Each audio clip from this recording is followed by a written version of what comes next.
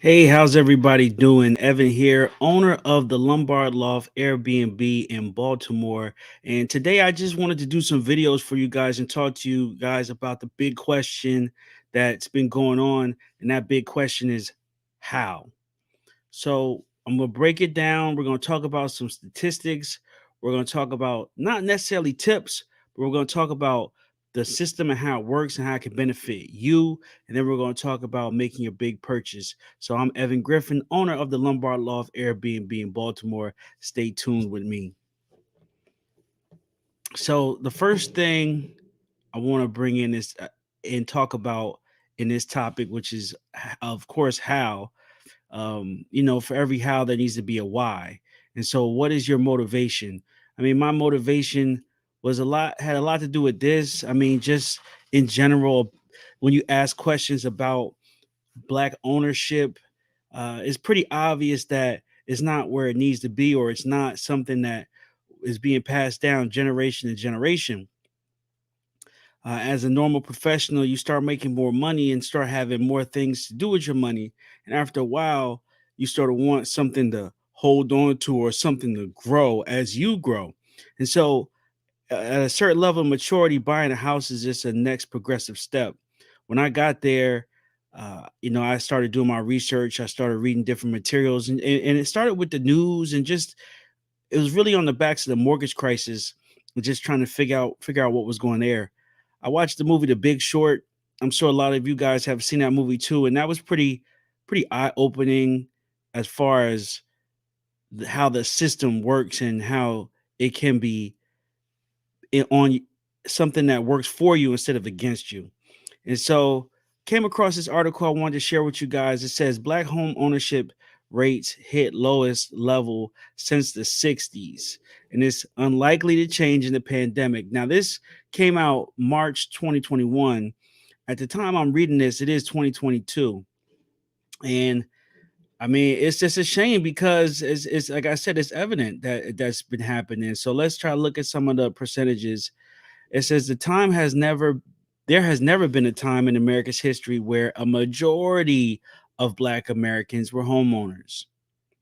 In the second quarter of 2019, the Black home ownership rate dropped to 40.6%, down 7% from a decade earlier, which, like I was just saying, generational. So it's our grandparents had homes, our parents did not have homes.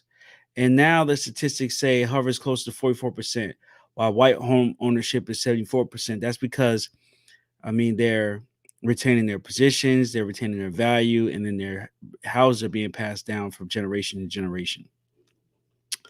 It says for more than 100 years, a racial home ownership gap ranging between 20 and 30% existed between black and white Americans. Matters have gotten worse for Black Americans. Research shown that layoffs amid COVID 19 were more likely to cause housing instability among Black and Latino workers more than white workers, because people of color were more likely to face challenges making their monthly rent payments through coronavirus. Owning a home is a main driver of wealth in this country. Let me repeat that again. Owning a home is a major driver of wealth in this country, not virtual property, not anticipation of property, but ownership. Owning is a main driver of wealth. So I want to be rich in real life. So that's the key. Um, and so, I mean, yeah, I just wanted to start off with that. I mean, you guys can do your own research, but I mean, that was a big determining factor for me and why I wanted to switch from renting to ownership. And I think you should too.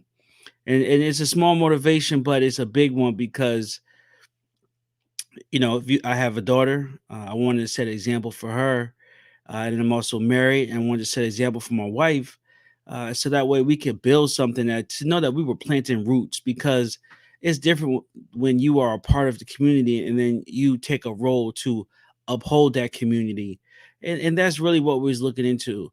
And just maturing in general. So I think it's a good mindset. I mean, a lot of this we find out in life is about a growth mindset. And I think we 100% we're living that once we put the work in, but it doesn't happen without the work. Our dreams don't happen without the work. So, all in all, I would say the process took about 6 years. it was 3 years me working, building up a solid base, and then about 3 years actively working on my credit and saving it to the point where I had a down payment. And I actually had eased off the process probably like during year two, and just kind of kept it going, let it coast for a little while, if you will. And when I even came back to my mind and thought about it, I was like, oh wow, let me check to see how my credit's doing. Let me check to see how my deposit's doing. And I found out about an FHA program where I didn't need a 20% down payment, and I didn't need, a super large down payment. I fell into what they call FHA. Now, if you're not familiar with FHA, this is something I highly recommend you get firsthand, not just, some guy on the internet telling you there's a FHA program with your name on it.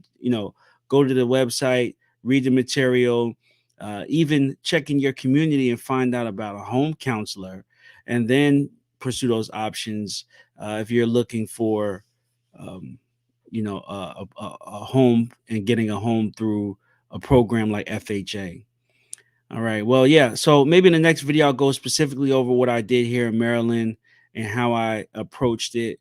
But hey, listen, this is my first video. I want to keep it very brief and wanted to let you know what was some of the whys and hows I did into getting my first home. And like I said, the how was using FHA. And in the next video, I'll break it down how I use the FHA. So thanks, y'all. Take it easy. Evan here with the Lumbar Loft.